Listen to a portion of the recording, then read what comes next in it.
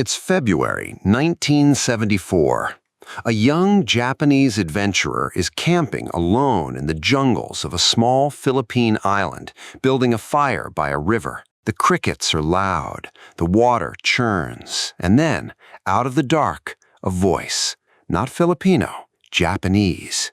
The adventurer turns slowly. A shape steps out of the trees, small, wiry, wearing a rotting military uniform from the 1940s, polished rifle in hand, eyes sharp, alert, completely sane.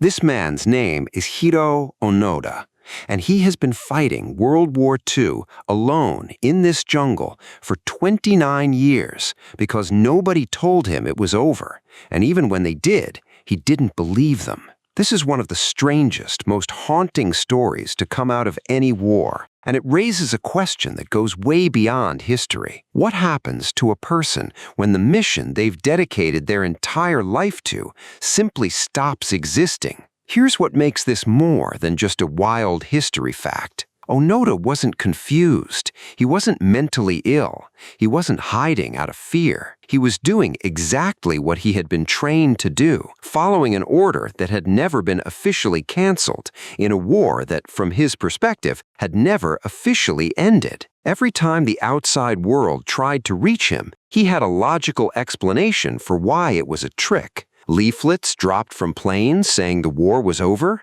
enemy propaganda. Newspapers left in the jungle dated years after 1945, fakes. His own family's letters begging him to come home, part of the psychological operation the Americans were running to break his will. He was wrong about all of it, but his logic was perfectly consistent. He had been trained never to surrender, to treat all enemy claims with deep suspicion, and to keep fighting until a superior officer personally gave him the order to stop. No such order ever came, so he kept fighting for 29 years. To understand Onoda, you have to understand what kind of soldier he was trained to be. He wasn't an ordinary infantryman. In 1944, at age 22, he was hand-picked and sent to a special intelligence school, the Nakano School, where Japan trained its most elite covert operatives. The lessons weren't just tactics,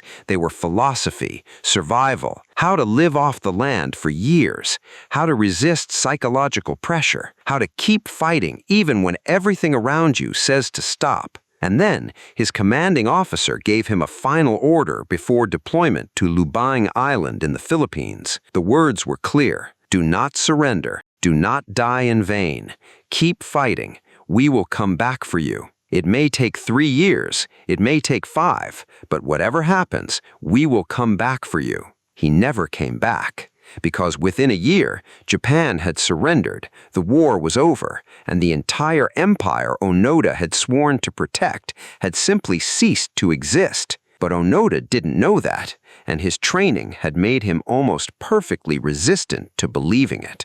So here's what 29 years in the jungle actually looked like. Onoda started with 3 other soldiers. One surrendered to Filipino forces in 1950, and Onoda concluded he had been captured and brainwashed.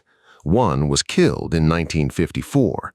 Another, Kozuka, his closest companion, survived alongside Onoda for over 20 years. Closer, Onoda would later write, than real brothers, until he was shot and killed by local police in 1972.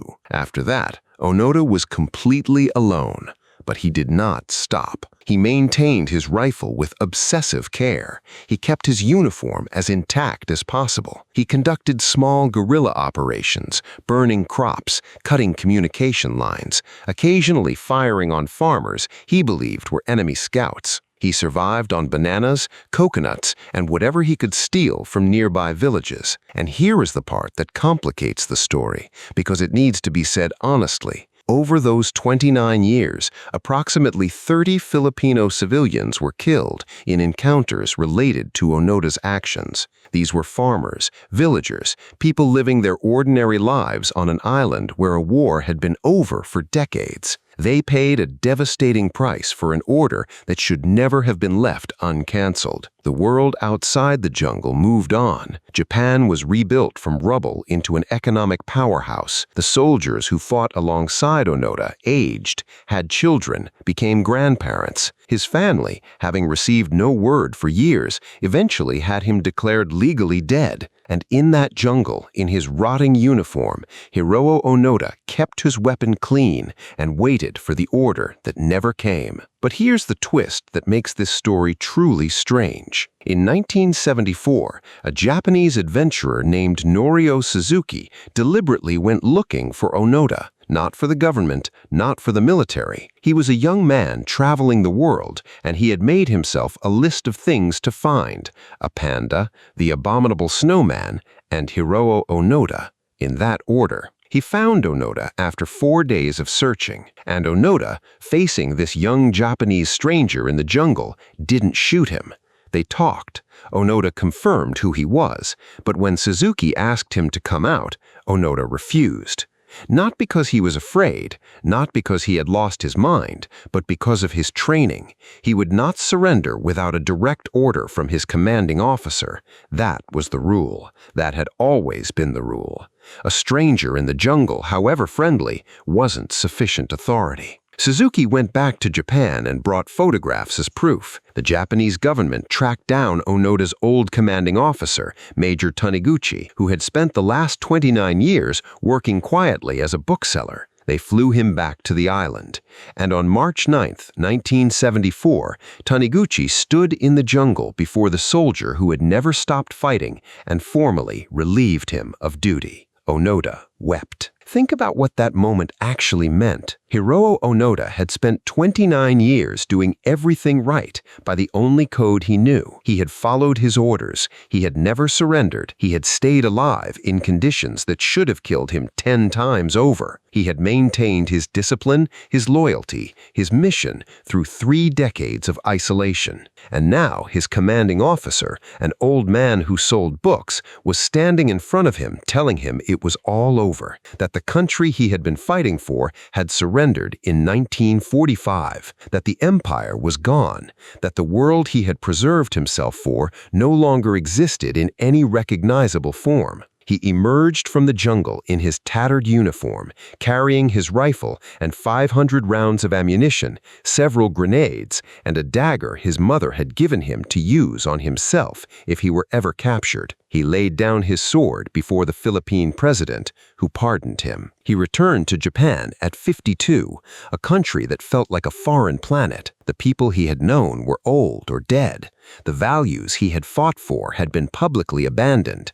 Japan had rebuilt itself, grown rich, changed beyond recognition. And Onoda, a man who had never changed at all, had to find a way to exist inside it. He couldn't. Within a year, he left for Brazil. Hiroo Onoda's story is not really about stubbornness or fanaticism or a man too proud to admit he was wrong. It's about something more uncomfortable than that. It's about what happens when a person is trained so completely to believe in something, a mission, an order, an identity, that no outside information can penetrate. And when the thing they were trained to protect disappears, they keep protecting it anyway, because the mission is all they have. We tell this story with a mix of awe and tragedy. Awe because the sheer will it took to survive is almost impossible to imagine. Tragedy because of what that survival cost. The civilians on Lubang Island whose lives were lost or shattered, and the man himself who gave 30 years of his life to a war that had ended before he'd barely begun fighting. When Onoda was asked later what had gone through his mind for all those years, his answer was simple: nothing but accomplishing my duty. That's not the answer of a madman. It's the answer of someone who was given an identity so total, so consuming, that there was no room left for anything else, no room for doubt, no possibility that the war could end without his permission. The jungle changed around him, the world changed without him, and Hiroo Onoda stood still, rifle in hand, waiting for an order that took 29 years to arrive. I'm the Stick Sage, and I'll leave you with this. The most dangerous thing you can give a person isn't a weapon. It's an order they were never taught to question.